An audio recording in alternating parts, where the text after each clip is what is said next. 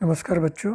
आज हम विज्ञान विषय के अंतर्गत जिस बिंदु पर चर्चा करेंगे या जिस टॉपिक पर वह है पौधे की संरचना तथा कार्य, structure of plant and function.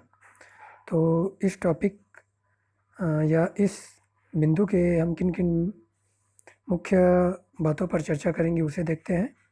सबसे पहले हम देखेंगे पौधे के अंग या पार्ट्स ऑफ प्लांट। फिर देखेंगे बीजों की रचना, स्ट्रक्चर ऑफ सीड्स, जड़ तंत्र, रूट सिस्टम, प्ररोह तंत्र, शूट सिस्टम, एक बीजपत्री मोनोकॉट, द्विबीजपत्री डाइकॉट,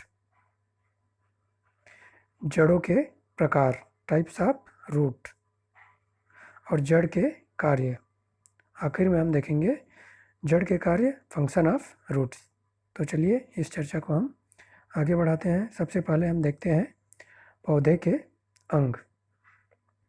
तो पौधे के अंग हम सभी जान रहे हैं, पार्ट्स ऑफ प्लांट जो है हम सभी ने अपने दैनिक जीवन में भली भांति विभिन्न प्रकार के पेड़ पौधे देखे ही हैं। तो जो मुख्य भाग होते हैं पौधे के वे हैं जड़, पत्ती, तना, कलिका, फल, फूल, बीज। अंग्रेजी में इसे कहें तो root, stem, fruit, leaf, seed, flower, ये सभी पौधे के मुख्य अंग होते हैं। आगे बढ़ते हैं। जो बीज की रचना है उसे जानते हैं, देखते हैं स्ट्रक्चर ऑफ सीड कैसे होता है। कोई भी बीज जब अंकुरित होता है तो अंकुरित होने के बाद उसके दो तंत्र विकसित होते हैं या दो तंत्र बनते हैं। वे क्या क्या होते हैं? पहला होता है जड़ तंत्र और दूसरा प्ररोह तंत्र। जैसे हम चित्र में देख पा रहे हैं कि जब बीज को हम अंकुरित करते हैं तो जो नीचे का भाग होता है वह क्या होता है? मिट्टी के नीचे तरफ जाता है और जो सफ़ेद रंग का होता है वह क्या कहलाता है? मूलांकुर कहलाता है। बीज से निकलने वाला सफ़ेद भाग भूमि की ओर क्या करता है? वृद्धि करता है। इसे मूलांकुर कहते हैं। और जो विकसित होकर क्या बनाता है? जड़ बनता है। उसी को क्या कहते हैं? और नीचे का भाग जो है जड़ तंत्र कहलाता है।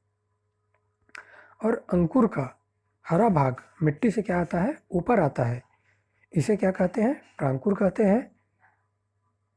जो विकसित होकर प्ररोह बनाता है और इसे ऊपर के भाग को क्या कहते हैं? जो प्ररोह तंत्र कहते हैं। और इसमें तना, पत्तियां, फूल, फल, बीज आदि क्या होते हैं? ये प्ररोह तंत्र के मुख्य भाग होते हैं। आगे बढ़ते हैं। अगला है एक बीजपत्री मोनोकॉट और द्विबीजपत्री डाइकॉट। अलग अलग प्रकार के बीज हमने दैनिक जीवन में देखे होंगे, तो उन्हीं बीजों के बारे में हम सामान्य तौर पर नहीं देख पाते या नहीं समझ पाते कि कौन सा एक बीजपत्री है, कौन सा द्विबीजपत्री है। तो इसे देखते हैं। जिन बीजों में एक बीजपत्र पाया जाता है जिसका कोटिलिडन एक रहता है, एक बीजपत्र रहता है, वे एक बीजपत्री या मोनोकॉट कहलाते हैं। जैसे कि गेहूँ, मक्का, घास, इन सभी में क्या होता है? एक बीजपत्र पाया जाता है। और जिन बीज में दो बीजपत्र पाया जाता है वे द्विबीजपत्री या डाइकॉट कहलाते हैं। जैसे मटर, चना, गुलाब। अगर हम चना के बीज को अगर दबा कर देखें तो दबाते हैं, या मटर को या मूंगफली को, तो इनके बीजों को दबाने से वो दो भागों में क्या हो जाते हैं? बट जाते हैं। बबूल हो गया, इनके बीज को दो भागों में ये बट जाते हैं। इसलिए ये क्या होते हैं? द्विबीजपत्री या डाइकॉट कहलाते हैं। एक बीजपत्री मोनोकॉट और डाइकॉट की बात करें तो इनका जो हम विस्तार से अगर चर्चा करें तो जो मोनोकॉट रहता है उसके सीड क्या रहते हैं? वन कोटिलिडन रहता है, मतलब एक ही भाग रहता है उसका। इनके जो जड़ रहते हैं, रूट रहते हैं, उनमें फाइब्रस रूट पाया जाता है। और इसका जो वेस्कुलर सिस्टम रहता है, तना का जो बनावट रहता है वेस्कुलर सिस्टम, उसमें जो रहता है वो क्या रहता है? स्केटर्ड रहते हैं। उसके अंदर के भाग जो रहते हैं वो फैले हुए रहते हैं। लीफ, पत्ती की बात करें तो पैरेलल वेन रहते हैं, समानांतर इनके क्या रहते हैं? जो वेन रहते हैं, सिराएँ रहती है, वो समानांतर रहती है। फ्लावर की बनावट करें, फूल की बात, तो मल्टीपल ऑफ 3 यानी कि 3 के गुणांक में रहेंगे या 3 रहेंगे। जो डाइकॉट रहते हैं द्विबीजपत्री, उनमें 2 कोटिलिडन पाए जाते हैं, मतलब दो भाग रहते हैं इनके बीजों में, दो बीजपत्र होते हैं। और इनका जो रूट रहता है, क्या रहता है, टैप रूट रहता है। और वेस्कुलर रहता है, रिंगेड रहता है, मतलब एक व्यवस्थित क्रम में रहते हैं। और पत्ती जो रहता है लीफ नेट लाइक वेंस पाए जाते हैं, जाल के रूप में इसकी पत्तियां पाई जाती है। और फ्लावर जो होता है इनके 4 या 5 भागों में विभाजित या 4 या 5 भागों में पाए जाते हैं। आगे बढ़ते हैं। जड़ों के प्रकार जो हमने देखे एक बीजपत्री द्विबीजपत्री में, इसे देखते हैं विस्तार से। टाइप्स ऑफ रूट, रेशेदार जड़। 2 भाग हैं उनमें, पहला है रेशेदार जड़ या फाइब्रस रूट।